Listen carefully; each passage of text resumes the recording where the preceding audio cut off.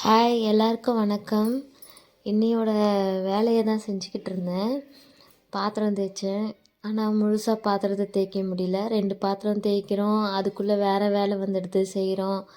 அந்த மாதிரியே ரொட்டீனாகவே வேலை பார்த்துட்டு இருந்த மாதிரி ஆயிடுச்சு. தொடர்ந்து வேலை செய்கிற மாதிரி இல்லை. யூடியூப் சேனல் ஓப்பன் பண்ணிட்டோம், ஆனால் வீடியோவும் எடுக்க முடியல, அப்லோட் பண்ண முடியல. எனக்கு இருக்க மாதிரி பிரச்சனை எல்லாருக்குமே இருக்கும். ஆனால் கொஞ்சம் ஏதாவது ட்ரை பண்ணி எப்படியாவது கொஞ்சம் வீட்டில் இருக்கவங்களோட சப்போர்ட் எடுத்துக்கிட்டு நீங்கள் வீடியோ எடுத்து அப்லோட் பண்ணி போடுங்க.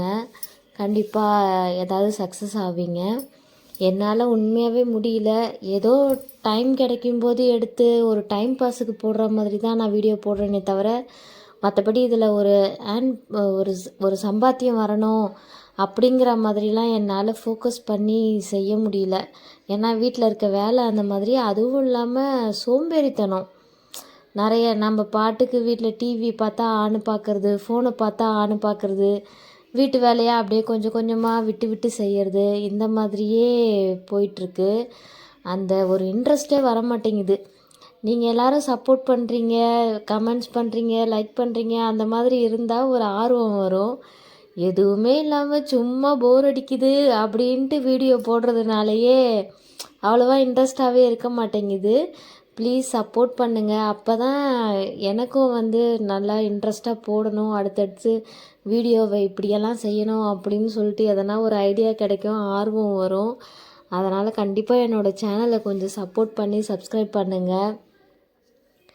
எல்லாராலையும் எல்லாமே உடனே கற்றுக்கிற முடியாது இல்லைங்களா? ஆனால் என்ன மாதிரி ஆளுங்க நிறைய பேர் இருக்கலாம்.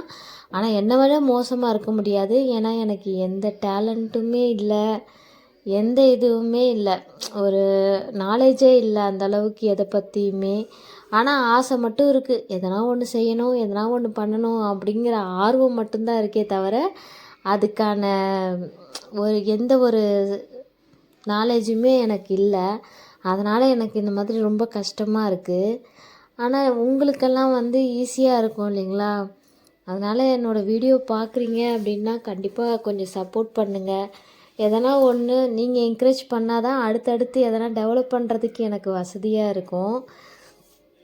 எடிட் பண்ண எல்லாமே கஷ்டமாக தான் இருக்குது. இந்த கேக் பார்த்திங்கன்னா எங்கள் பொண்ணோட ஸ்கூலில் கிறிஸ்மஸ்க்காக லாஸ்ட் டே ஸ்கூல் ஒர்க்கிங் டேலாம் கொடுத்தாங்க. அவள் வாங்கிட்டு வந்தா. அது நடுவில் வேலையை பாதியில் விட்டுட்டு கேக் சாப்பிட வேறு வந்துட்டோம். அதை பிரித்து 4 துண்டாக கட் பண்ணி நாங்கள் 4 பேரும் ஷேர் பண்ணி சாப்பிட்டோம். கேக் நல்லா இருந்துச்சு. அப்புறம் லன்ச்சு சிம்பிளாக தான் பண்ணது. அது நேற்று வச்ச மீன் குழம்பு, முட்டை வச்சு சாப்பாடு சாப்பிட்டாச்சு. இன்னும் வீடு பாருங்கள், பக்கத்துலலாம் உங்களுக்கு தெரியும், நான் மாவு அரைச்சிட்டு கோதுமை மாவு காய வச்சுருந்தேன். அதெல்லாம் அப்படி அப்படியே இருக்குது. இன்னும் எந்த வேலையும் செய்ய ஆரம்பிக்கலை. இருக்கிற வேலையவே அப்படியே ஒரு நாள் ரொம்ப ஸ்லோவாக போகுது. ஒவ்வொரு நாள் வீட்டில் நல்ல வேலை நடக்குது, ஒவ்வொரு நாள் ஸ்லோவாக போகுது.